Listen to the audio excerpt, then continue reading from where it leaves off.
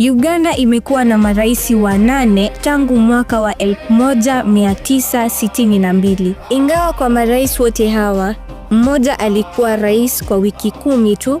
Rais wa sasa Yoweri Kaguta Museveni amekuwa rais kwa miaka 44 tangia mwaka 1986 hadi leo. Na katika uchaguzi wa Januari 15, Yoweri Kaguta Museveni anatafuta mhula mwingine wa 8.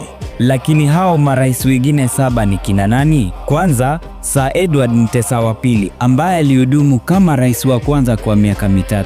Milton Obote I alichukua mamlaka mwaka wa 1966 baada ya kuvunja muungano wa kifalme. Idi Amin Dada alifanya mapinduzi mwaka wa 1971 na utawala wake ulikuwa wa mifumo mikali sana. Yusuf Kilonde alikuwa rais kwa wiki 10 tu kabla ya kuondolewa. Hii ilikuwa kati ya Aprili 13 na Juni 20 mwaka wa 1979. Godfrey Lukongwa alitoa mamlaka chini ya serikali ya mpito mwaka wa 1979. Milton Obote aliingia tena madarakani mwaka wa 1980 kupitia uchaguzi uliopingwa kama huru au haki. Paul Muwanga ni rais mwingine wa muda mfupi kati ya Mei na Disemba mwaka wa 1980.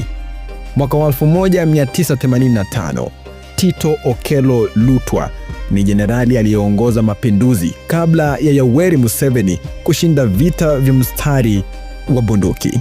Yoweri Kaguta Museveni aliingia madarakani kutoka mwaka wa 1986 hadi leo. Huyu ndio rais wa 4 mfululizo tangu mwaka huo, akiwa ndiye mwakilishi wa muda mrefu kwa urais nchini Uganda. Yusuf Lule alikuwa rais kwa muda mfupi kuliko wote.